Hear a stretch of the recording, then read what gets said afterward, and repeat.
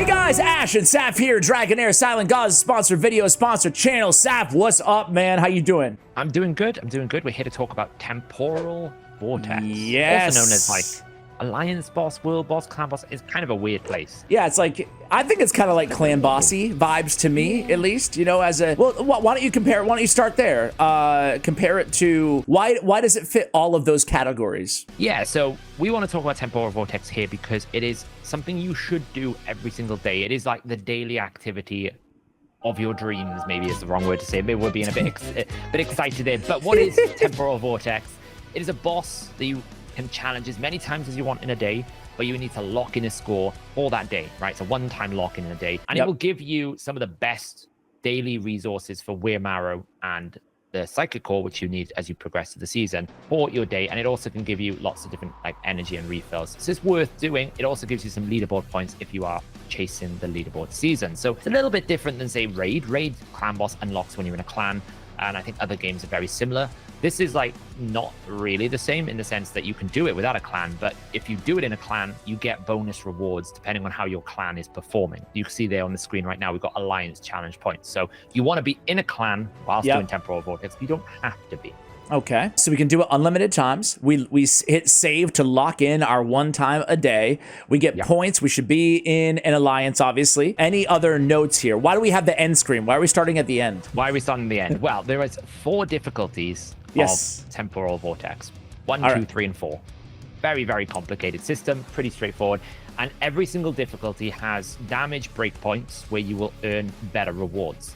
In order for you to go from 1 to 2 to 2, 3 to 4, 4 to 5, you know, to climb up, you need to hit the 3rd milestone. So here, for example, for us to unlock Temporal Vortex 4, we need to do at least 15 million damage. We're almost there, Saf. Yeah. We're almost there. We've been slacking a little bit. But we know we can get it. Yeah, exactly. So the difference is as you climb in difficulty, likewise in Raid, when you go from hard to normal to nightmare to ultra nightmare, it gets harder. But in this game as well, once you get to 3 and 4, we have like this roguelike bonus modifier system, which is kind of cool. Now, we're starting here because we wanted to show the absolute crazy value from an artifact we had in our summoning video, which you probably saw. I think it's going to be a few days before, right, Ash? Yes. That would be our previous video, and it kind of got messed up because I didn't record Saf's audio, but it was still, well, you see all the summons, and you see how lucky we got. We did it for an artifact. We ended up getting a lot luckier than that as well, so you can check out that video. Yes. But we did it for one reason, and you're going to see the difference right now because we have not put the artifact on, right? On Garrus. This is without it. Yeah, so this ran for 6 minutes. If you want to hit the statistics here, we can kind of like preview what we did, right? So you can see right now we've got 3 damage dealers, 2 tanks, and, you know, the God King Garrus is doing a lot of healing. Yes. There's 2 important numbers to look at here. It's the healing value and it's the time. 6 minute 10 and lots of healing. So this is what it is without the artifact. Okay, so this is the before. Now we're going to show you the after with the artifact. So Garrus, it is a Garrus artifact. We talked about it last video. Right now we have Scarab Amulet on him, but we got our hands on the Gatekeeper's Staff, one of the most insane and valuable artifacts in the game, especially for healers for obvious reasons.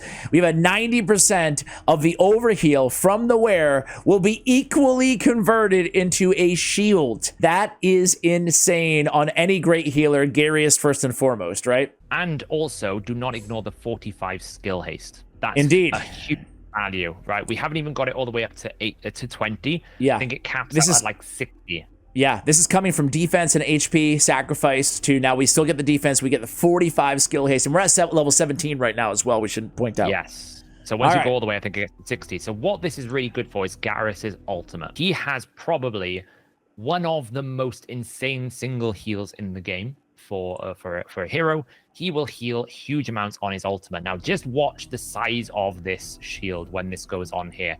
So we've got him in a very specific speed tune. We're going to go through what you need to look out for in the Temporal Vortex in a moment. But just as an example here, look at the size of this shield when this goes off. I think it's about 26.5 seconds. I have him currently timed to do his first shield here. Okay. Here we go. So about 10 seconds away. All right. Ready for it? Boom. Look at that. Yep. Very nice. Very nice. This will only get bigger because his heal is based on defense, and his passive will give him More 20 stacks defense. of his defense. So this shield will get bigger and bigger and bigger. And there is a mythical artifact that you have a 50% chance to double the heal. So that you see it's growing, it's getting bigger. And this artifact will extend the run significantly. All right, so we know the power of the artifact now. Go for it, everybody. You just need, it's hard to get though. You need a dupe of a legendary to get it, right? But it's well worth it if you It's one of the can. first things you should get. Witches Remains, Gatekeeper Staff, or Garrett are like Gatekeeper Staff, Witches Remains. Got you. Very, very strong. All right, but to the Temporal Vortex, give us we gave an you gave an overview of kind of like how it works, you know, how you lock in and why you should do it, yada, yada, yada. What about the actual, you know, you're building your very first team, you know? Yes. What should you be focused on? Are we looking to immediately take advantage of the elemental affinities, or do we go, like, what type of team should we be building? Yeah, so before you hit sort of stage 3, you can absolutely do like a 3 elemental matchup, focusing on the damage dealers being the 3, right? You want your damage in the 3 bonus if you can't quite make a 5 elemental bonus. Okay. Here we've actually got full 5 because we want to now really go towards the sort of latter stages. Yeah. The boss is on a 20-second rotation. So you're building a team around 20 seconds consistently. And you want to make sure this is like speed tuning as if you're in raid. Very, very similar. Less technical, but very similar. So the boss has got an enrage mechanic, very similar to Clan Boss. I know we like our comparisons here. Indeed. Every time he completes a rotation, he starts adding, you can see right now the 10 with the sword. That is his enrage bonus. It's just going to build damage over time. It's going to add more damage and more damage and more damage. It's going to keep scaling. So eventually, it's just going to do so much damage, it's going to overwhelm your team, which is great. So the concept is, how much damage can I do in the time window that I have available before the boss kills me? That's the goal. So we have 4 core abilities, and they are very important that you know how it works. Okay. So the most important one is this one that's about to happen right now, that lightning bolt. It is the second ability, because what it will do is it will deal damage to the enemy on your team with to the ally on your team with the highest maximum HP. So you can force this to go where you want it to be. Okay. So ideally, like you would imagine, where do I want this to go? On my tank. I do not want my damage dealers taking this attack hit.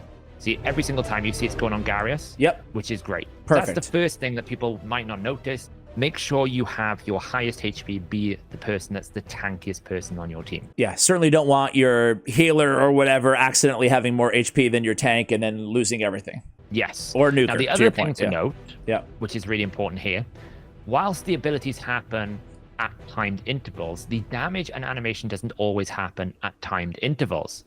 So what I mean by this, for example, is if we go back when it resets the rotation a moment, you will notice when he does this ability, we're 3 seconds, almost halfway towards the next one before we're actually ever taking any damage. And there's also opportunities to be able to heal or interrupt the damage between animations. So even if the ability attacks twice, you can actually do different things in the animation. So you can see right now, I've actually got this team speed tuned in this way. And we'll show the speed tune in a minute. But when he does this ability, sweeps once, you can see just before he attacks, he put that shield on. Great. We're fully tanky. And then when we get to this second ability with the whirlwind, you'll see that we're interrupting it just as he's about to do something. Right now, we interrupt the second attack to put decrease attack normally with our Sagamir. So you can actually kind of mess around and there's lots of different ways you can test it. We have it going in a specific way. Always take note that just because it says it's every 12 seconds, the damage might be 13, 14 seconds. And the damage actually does hit when you see the actual damage hit. So don't look, I mean, this is great as an indicator here at the top, but look at the actual numbers at the actual animations, correct? Yes, you can see here, we're not actually getting the damage until the thing sweeps across our team. So and it always happens afterwards as well. Like, so basically, I mean, this is probably stating the super obvious, but like this, the call of lightning is happening during this time period over here, right? Yes. So the two middle attacks stop the timer.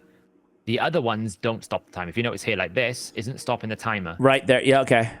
The next one, it will stop the timer for him to do his animation now. Right when it gets to it. Okay, okay. So the two middle ones are on the time. The other ones, not so much. You can actually time it differently. Okay, okay. So how should a new player then, or a beginner to Temporal Vortex, how should they, so we talked about the team. Ideally, your 3 damage dealers are part of the same elemental affinity. What about the team composition, generally speaking? Are we just looking at a tank and a healer and 3 DPS? Is it as easy as that? So you normally want to have someone who can do decreased attack at the right moments. You can see we've got Sagame here placing a decreased attack. Yep. You normally also want to have someone who can heal, because obviously you're taking lots of damage. That's what Garrus is doing. And then you build the team around 3 of the damage types. So right now we're using Dauntless. You could use something like a wild team.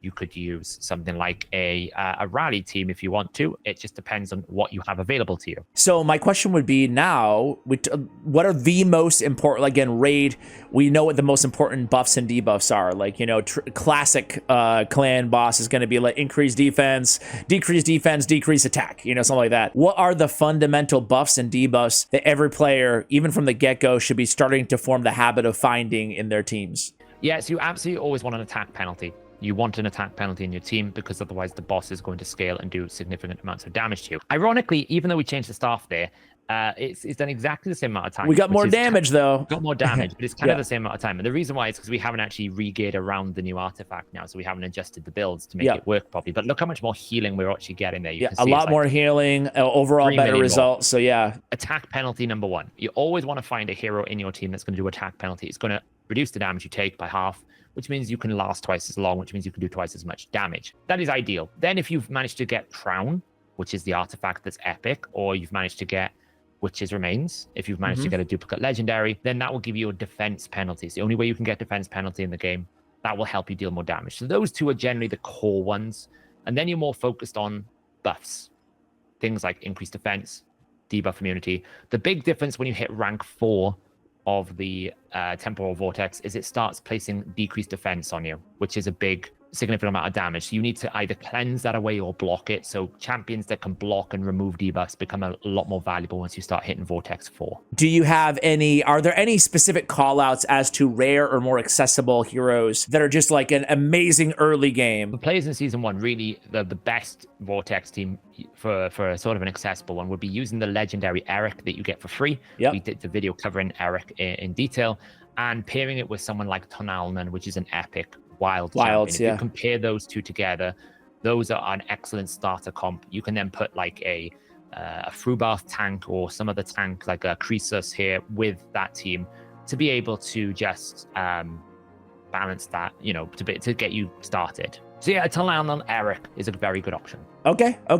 You guys heard it. And again, we have that whole Eric guide for you guys. I'll try to link it in the description of this video as well. All right, so here we are on the skill timing on our Temporal Vortex team. As you can see, everything on a 20-second interval. Talk to us about, you know, key strategy stuff behind this. Yeah, so we're setting everything at 20. Even though some abilities here could actually happen before 20 seconds, we want them to happen at the same time per rotation. So because the boss is on 20-second interval, we are on a 20-second interval. But what we are doing is we're delaying the first cast so that once that is in sequence, every cast after it should happen every 20 seconds, if that makes sense. So here we've got Sagame on a 15-second cast because we want him to place the decreased attack after the first attack of his last ability. So we want it very, very specifically timed. So if you do 15 seconds, every time he does that ability, he will place that attack penalty at the same point in time, which is very useful. You can see here, that recharge time would normally be 19 seconds, but we want it on 20 for consistency. Okay, so we want to get in there the first time right before he uses the last attack, essentially, right? Yeah. It's in between the 2 attacks, as we were talking about. Yes, okay. And then everything, so then you have a delay on our first heal. That's mainly because we want that to happen between the animations of the first attack. So we've just taken a big hit of the final ability. I think actually the Sagame is happening on the 3rd ability, and then this happens on the 1st ability so that we get that heal restoration. It happens just before the 2nd attack of the 1st ability. And 26.5 is the perfect, right in the middle, smack bang in the middle. It's perfect. So if people don't understand when to set the first skill casting times on their specific heroes, whatever team they're using, again, all the bosses info are right here. You're just simply picking right before. They're like, obviously you're looking at what your hero's doing and thinking about when is the most optimal time of doing that. And the nice thing is like there's great trial and error, right? Like you can go in there and test things out. It's not gonna like cost you anything.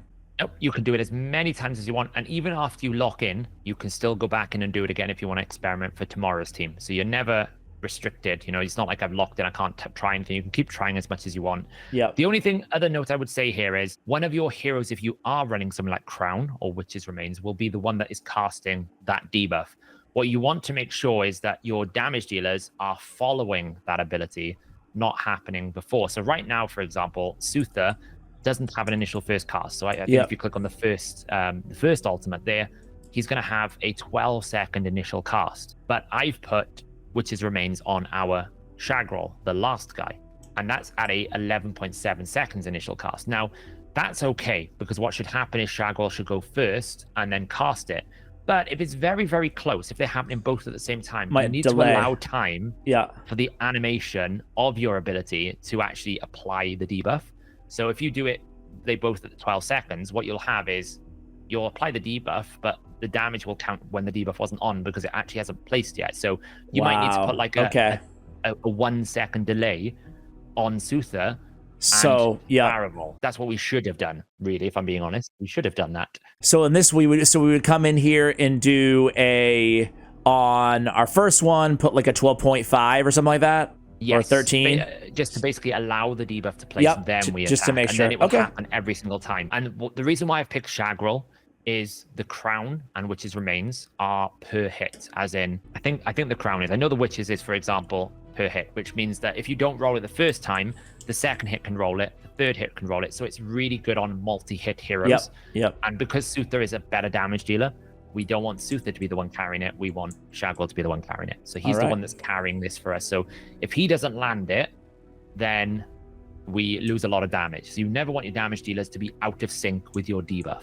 All right, well, Seth, I feel like this is a pretty dang good guide for someone who's really looking to kind of take, I think we all go like auto into the first Temporal Vortex and just see what we can do with our adventure team, but to try to take that to the next level, compete in the leaderboards and really formulate your team to get to all the way to 4 difficulty. I felt like this is a really good baseline kind of guide. So thanks again for providing the information as always, man. Yeah, good. And as I said to people, have fun. It's one of the best places to experiment with different teams.